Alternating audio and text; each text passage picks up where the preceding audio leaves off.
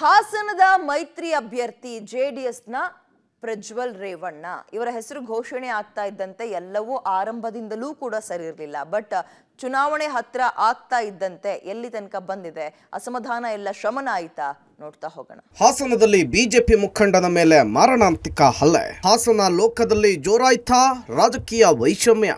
ವಿಜಯ್ ಕುಮಾರ್ ಮೇಲೆ ಹಲ್ಲೆ ನಡೆಸಲು ಕಾರಣ ಏನು? ಹೌದು, ಹಾಸನದಲ್ಲಿ ರಾಜಕೀಯ ದ್ವೇಷ ಜೋರಾಯ್ತಾ ಅನ್ನುವ ಅನುಮಾನ ಹೆಚ್ಚಾಗಿದೆ. ಇತ್ತ ಆರ್ಎಸ್ಎಸ್ ಮುಖಂಡ ಐನೆಟ್ ವಿಜಯ್ ಕುಮಾರ್ ಅವರ ಮೇಲೆ ಪುಂಡರ ಗುಂಪೊಂದು ದಾಳಿ ಮಾಡಿ ಮಾರಣಾಂತಿಕ ಹಲ್ಲೆ ಮಾಡಿರುವುದು ರಾಜಕೀಯ ವೈಷಮ್ಯಕ್ಕೆ ನಿದರ್ಶನವಾಗಿದೆ.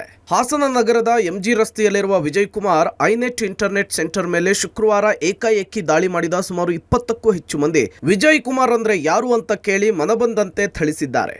ಈ ವೇಳೆ ಕೆಲವರು ನಮ್ಮ ಪ್ರೀತಮಣ್ಣನ ಬಗ್ಗೆ ಮಾತನಾಡ್ತೀಯಾ ಅಂತೇಳಿ ಸಿಟ್ಟನ್ನು ಹೊರಹಾಕಿದ್ರು ಎನ್ನಲಾಗಿದೆ.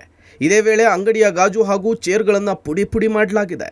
ಹಲ್ಲೆಯನ್ನು ಬಿಡಿಸಲು ಹೋದ ವಿಜಯ್ ಕುಮಾರ್ ಅವರ ಸ್ನೇಹಿತರಾದ ಸಂದೇಶ್ ಹಾಗೂ ಪ್ರಮೋದ್ ಎಂಬುವರ ಮೇಲೂ ಕೂಡ ಕೈ ಮಾಡಿ ಕಿಡಿಗೇಡಿಗಳು ಪರಾರಿಯಾಗಿದ್ದಾರೆ.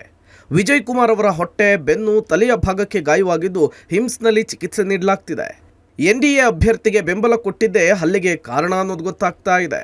ಐನೆಟ್ ವಿಜಯ್ ಕುಮಾರ್ ಬಿಜೆಪಿಯ ನಿಷ್ಠಾವಂತ ಕಾರ್ಯಕರ್ತರಾಗಿದ್ದು ಆರ್ಎಸ್ಎಸ್ ಹಿನ್ನೆಲೆಯಿಂದ ಬಂದವರಾಗಿದ್ದಾರೆ. ಹಾಸನ ಲೋಕಸಭಾ ಕ್ಷೇತ್ರದ ಎನ್ಡಿಎ ಅಭ್ಯರ್ಥಿ ಪ್ರಜ್ವಲ್ ರೇವಣ್ಣ ಹೆಸರು ಅಂತಿಮವಾಗ್ತಿದ್ದಂತೆ ಸಂಸದ ಪ್ರಜ್ವಲ್ ರೇವಣ್ಣ ವಿಜಯ್ ಕುಮಾರ್ ಮನೆಗೆ ಭೇಟಿ ಕೊಟ್ಟು ಬೆಂಬಲ ಕೋರಿದ್ರು. ನಂತರ ಅವರ ಐನೆಟ್ ಇಂಟರ್ನೆಟ್ ಸೆಂಟರ್ಗೂ ಕೂಡ ಭೇಟಿ ಕೊಟ್ಟಿದ್ದ ಪ್ರಜ್ವಲ್ ಹಲವರನ್ನ ಸನ್ಮಾನಿಸಿದ್ರು. ಇದಾದ ಬಳಿಕ ವಿಜಯ್ ಕುಮಾರ್ ಹಲವು ಮೂಲ ಬಿಜೆಪಿಗರು ಹಾಗೂ ಆರ್ಎಸ್ಎಸ್ ಮುಖಂಡರುಗಳ ಮನೆಗೂ ಕೂಡ ಭೇಟಿ ಕೊಟ್ಟಿದ್ರು. ಇದು ರಾಜ್ಯ ಬಿಜೆಪಿಯ ಪ್ರಧಾನ ಕಾರ್ಯದರ್ಶಿ ಪ್ರೀತಮ್ ಗೌಡ ಬೆಂಬಲಿಗರನ್ನ ಕೆರಳಿಸಿತ್ತು. ಇದರಿಂದ ವಿಜಯ್ ಕುಮಾರ್ ಮೇಲೆ ಮನಬಂದಂತೆ ಥಳಿಸಿದ್ದಾರೆ ಅಂತ ಹೇಳಲಾಗ್ತಿದೆ. ಐನೆಟ್ ವಿಜಯ್ ಕುಮಾರ್ ಮೇಲೆ ಹಲ್ಲೆ ವಿಷಯ ತಿಳಿದ ಕೂಡಲೇ ಮಾಜಿ ಪ್ರಧಾನಿ ಎಚ್.ಡಿ. ದೇವೇಗೌಡ, ಎಚ್.ಡಿ. ರೇವಣ್ಣ, ಸಂಸದ ಪ್ರಜ್ವಲ್ ರೇವಣ್ಣ, ಶಾಸಕರಾದ ಎಚ್.ಪಿ. ಸ್ವರೂಪ್, ಹುಲ್ಲಹಳ್ಳಿ ಸುರೇಶ್, ಜಿಲ್ಲಾ ಪಂಚಾಯಿತಿಯ ಮಾಜಿ ಸದಸ್ಯೆ ಭವಾನಿ ರೇವಣ್ಣ, ನಗರಸಭೆಯ ಮಾಜಿ ಅಧ್ಯಕ್ಷ ಅನಿಲ್ ಕುಮಾರ್, ಸದಸ್ಯರಾದ ವಾಸುದೇವ್, ರಾಜ್ಯ ಒಕ್ಕಲಿಗರ ಸಂಘದ ನಿರ್ದೇಶಕ ಎಸ್ ರಘುಗೌಡ, ಆರ್ಎಸ್ಎಸ್ನ ಮುಖಂಡ ಮೋಹನ್ ಕುಮಾರ್, ವಿಶಾಲ್ ಮೊದಲಾದವರು ಭೇಟಿ ಕೊಟ್ಟು ಆರೋಗ್ಯವನ್ನು ವಿಚಾರಿಸಿ ಹಲ್ಲೆಯ ಬಗ್ಗೆ ಕಳವಳ ವ್ಯಕ್ತಪಡಿಸಿದ್ದಾರೆ. ಇನ್ನು ಗಾಯಾಳು ವಿಜಯ್ ಕುಮಾರ್ ಮಾತನಾಡಿ, ನಾನು ನನ್ನ ಕಚೇರಿಯಲ್ಲಿದ್ದಾಗ ದಿಢೀರ್ ಬಂದವರೇ ವಿಜಯ್ ಕುಮಾರ್ ಯಾರು ಅಂತ ಕೇಳಿ ಏಕಾಏಕಿಯಾಗಿ ಹಲ್ಲೆ ಮಾಡಿದ್ರು.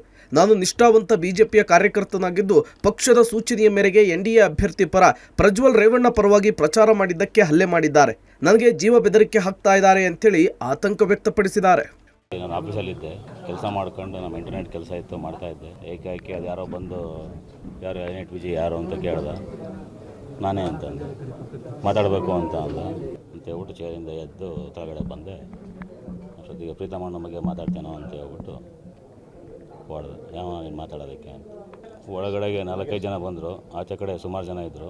ಇಂಡಿಯಾಗೆ ಏನು ಕೆಲಸ ಮಾಡ್ತೀವಿ, ನೀನೇ ಒಂದು ಕೆಲಸ ಮಾಡೋಕ್ಕೆ, ಒಂದೆಷ್ಟು ಕೆಲಸ ಇತ್ತು ಅಷ್ಟು ನೋಡ್ಕೋಬೇಕು, ಪ್ರೀತಮ್ ಬಗ್ಗೆ ಎಲ್ಲ ಮಾತಾಡ್ತೀನಿ ಅಂತ ಹಿಂಗೆ ಅನ್ಸತಿ ಮಾತಾಡೋರೆ ಗೊತ್ತಲ್ಲ ಅಂತ ಹೇಳ್ಬಿಟ್ಟು ಕೊಲೆ ಬೆದರಿಗೆ ಹಾಕಿ ಹೋದ್ರು. ಹೊಡೆದು ಗ್ಲಾಸ್ ಎಲ್ಲ ಹೊಡೆದು ಇಲ್ಲೆಲ್ಲ ಮಾಡಿದ್ದಾರೆ, ಹೊಡೆದಿದ್ದಾರೆ, ತಲೆ ಏಟಾಗಿದೆ.